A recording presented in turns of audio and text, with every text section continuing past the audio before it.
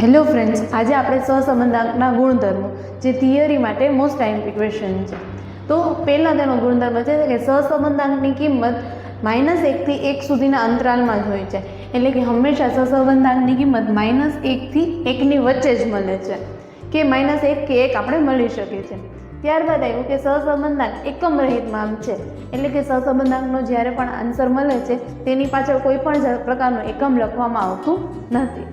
ત્યારબાદ ત્રીજું કે x અને y વચ્ચેના સહસંબંધાંકમાં y અને x વચ્ચેનો સહસંબંધાંક સરખા હોય છે.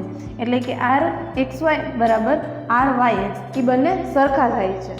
ત્યારબાદ છે ઉગમ બિંદુ અને માપના પરિવર્તનથી સહસંબંધાંક બદલાતો નથી. કે ઉગમ બિંદુ અને માપના પરિવર્તનથી છે એ સહસંબંધાંક ક્યારેય ચેન્જ થતો નથી. જે તમારે 1 માર્ક માટે તેમજ 2 અને 3 માર્ક માટે IMP ક્વેશ્ચન છે. ત્યાર પછી આવ્યું કે બે ચલમાંથી કોઈ પણ એક ચલની કિંમતમાં ચિહ્ન બદલવામાં આવે તો સહસંબંધાંકનું ચિહ્ન પણ બદલાઈ જાય છે. દાખલા તરીકે અહીંયા આપણે -x કર્યું તો સહસંબંધાંક છે r ની કિંમતે માઇનસમાં થઈ ગઈ. તેવી જ રીતે જો અહીંયા આપણે y ની કિંમતમાં ચેન્જ કરી છે તો અહીંયા x પણ છે એ r પણ છે એ માઇનસ થઈ જાય છે.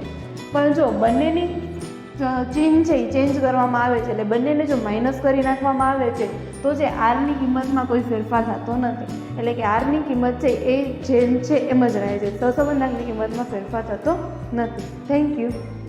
If you want to see short videos of accounts, like statistics, go to the description and follow the link.